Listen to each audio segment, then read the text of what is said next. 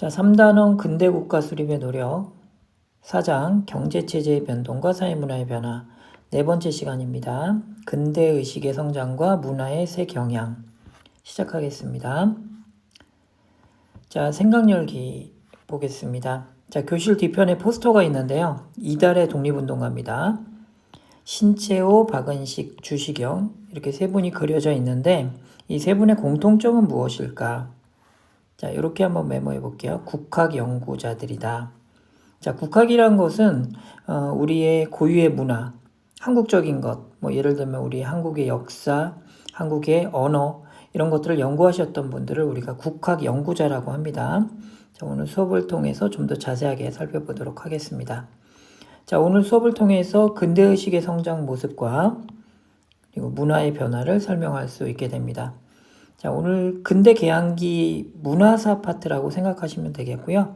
1학기 마지막 수업이 되겠습니다. 마무리 잘 해주시기 바랍니다. 자, 그러면 첫 번째 주제, 교과서, 민권의식과 평등의식이 널리 퍼지다.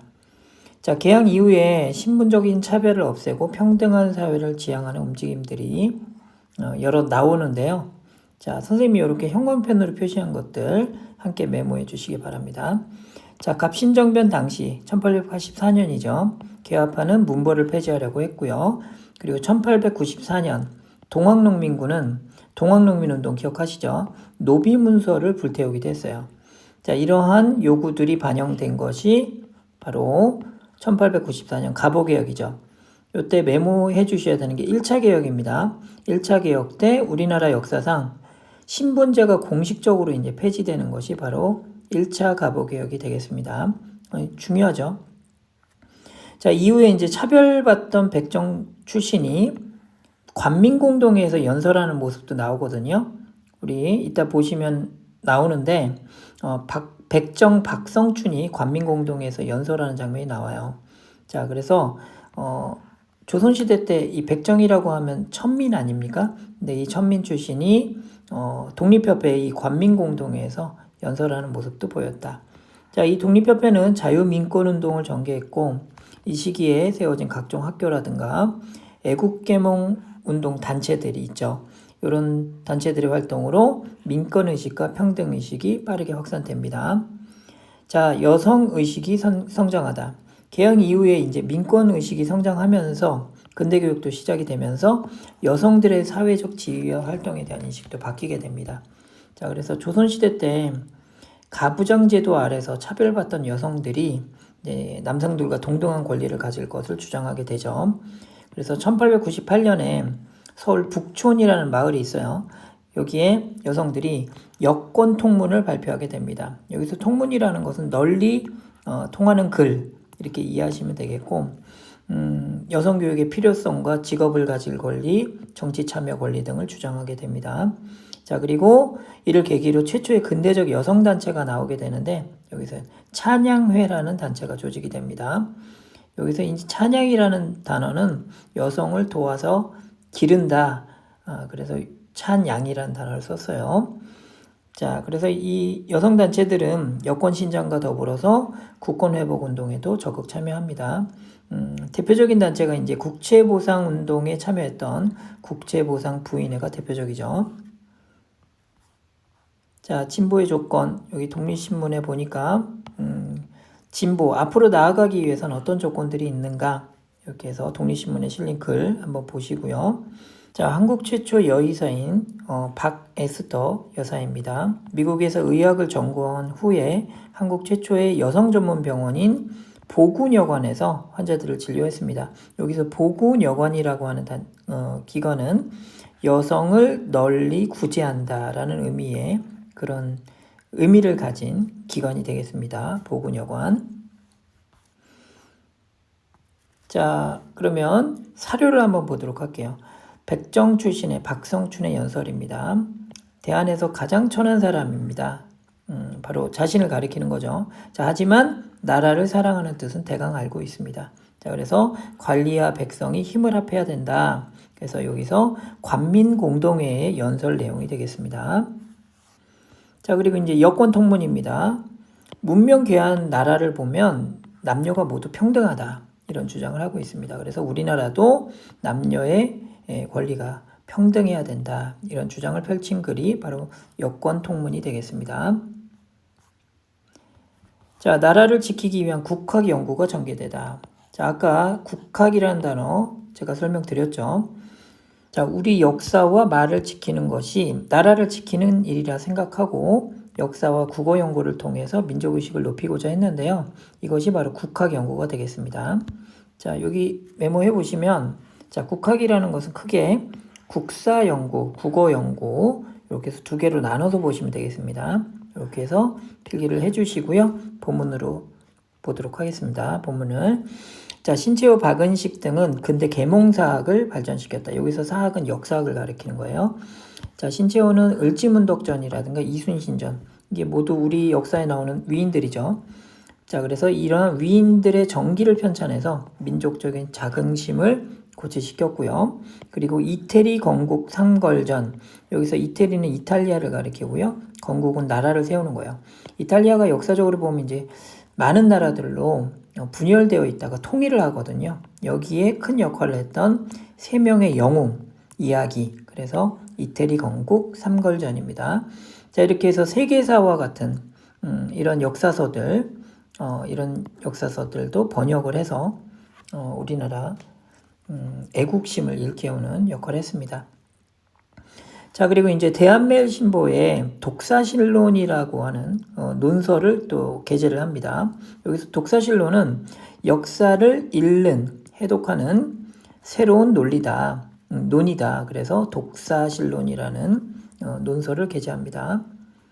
자, 그래서 신채호 선생은 이 독사실론에서 역사서술의 주체를 민족으로 설정을 해야 된다. 그리고 민족주의 역사학의 연구의 토대를 마련한 분이 바로 신채호 선생님이 되겠습니다. 자, 그 다음 이제 국어 연구를 보도록 하죠. 자, 가보개혁 이후에 공문서와 신문에 한글이 본격적으로 쓰이기 시작하면서 한글이 널리 보급이 되거든요. 자, 이렇게 돼서 정부를 중심으로 해서 한글 연구 기관들을 만들게 됩니다. 자, 이것이 1907년 국문연구소가 되겠습니다.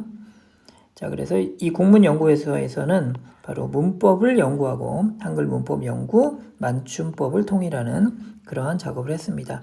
여기서 활동하신 분이 지석영 선생 그리고 주시경 선생이 되겠습니다. 그래서 우리 문법 체계를 정리해서 국어 연구의 토대를 마련했습니다. 자, 이 중에 지석영 선생님은 여기 지금 사진도 나와 있죠. 국어 연구 보급에 많이 힘썼고요. 국어 연구와 보급에 힘썼고, 그리고 종두법, 이거는 이제 천연두를 예방하는 그러한 의료 기술이에요. 자, 그런데 이것을 일본에서 배워와서 우리나라 보건 분야에도, 의료 보건 분야에도 큰 역할을 하신 분이 바로 지석영 선생님 되겠습니다. 자, 그러면 다음 주제, 새로운 양식의 문학과 예술이 등장하다. 자, 개항 이후에 전통적인 한문학이 쇠퇴하고 서양 문화가 이제 들어오죠.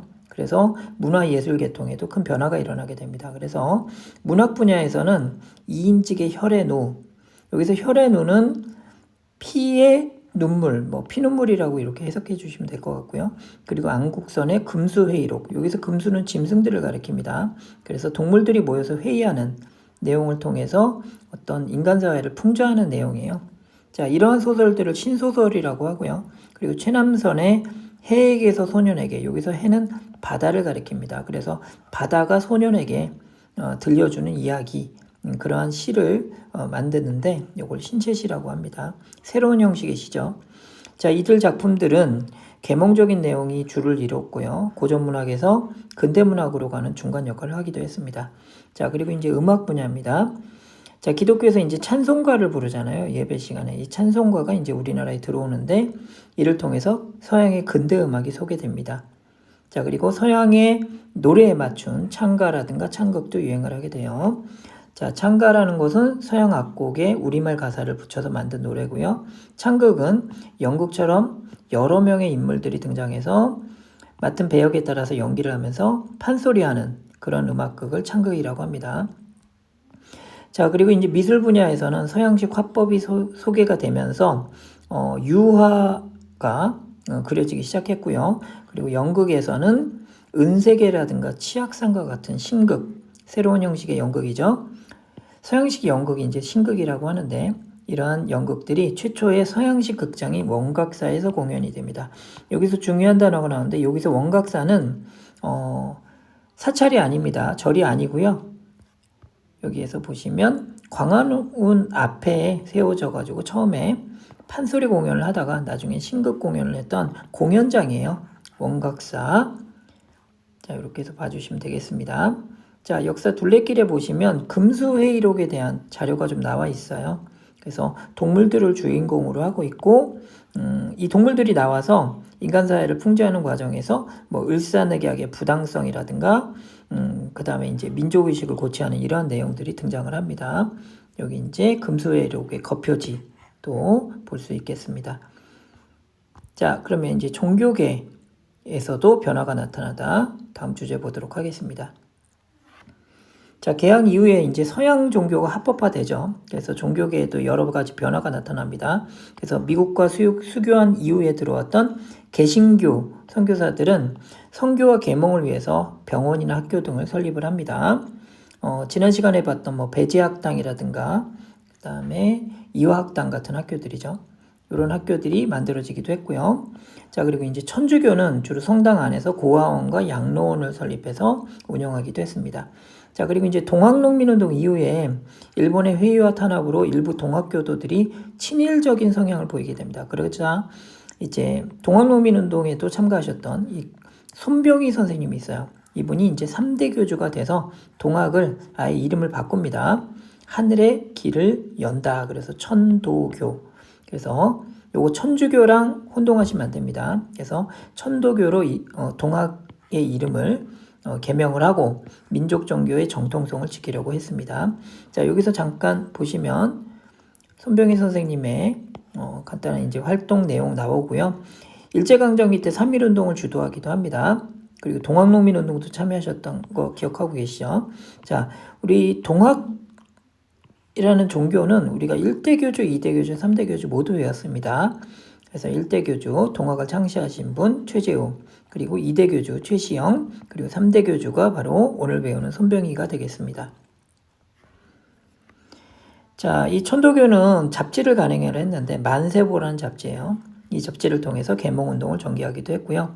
그리고 1909년에 나철과 오기호, 우리 전 시간에 의거 투쟁이 있었죠. 그 의거 활동 중에서 나철과 오기호가 을사오적을 처단하기 위해서 만들었던 단체가 자신해라고 배운 적이 있습니다. 근데 이분들이 만주에서 새로운 종교를 창시했는데 이것이 바로 대종교가 되겠습니다. 대종교는 우리나라를 그 고조선을 건국하신 바로 단군을 모시는 종교가 되겠어요. 그래서 대종교를 창시했고요. 자, 오늘 새로운 종교를 하나 또 배우는 거예요. 대종교. 자, 그래서 민족의식이 강한 대종교는 일제강점기 때 만주에서 무장독립투쟁에 앞장섰던 그러한 종교가 되겠습니다. 자, 그리고 이제 유교입니다. 자, 박은식이 역사학자기도 한데 유학자기도 해요. 그래서 유학을 새로운 것을 구하자, 혁신하자 그런 측면에서 유교 구신론을 이제 내세웠고요. 유교 개혁을 주장했고, 그리고 불교계에서는 일본의 회유와 간섭에 반발해서 한영훈 선생님이 조선 불교 유신론이라는 것, 여기서 유신도 역시 개혁을 뜻하는 단어입니다. 유신. 자, 그래서 유신론을 바탕으로 조선 불교의 자주성 회복과 혁신을 시도하기도 했습니다. 자, 오늘 내용은 여기까지입니다. 한 학기 동안 수고 많으셨습니다.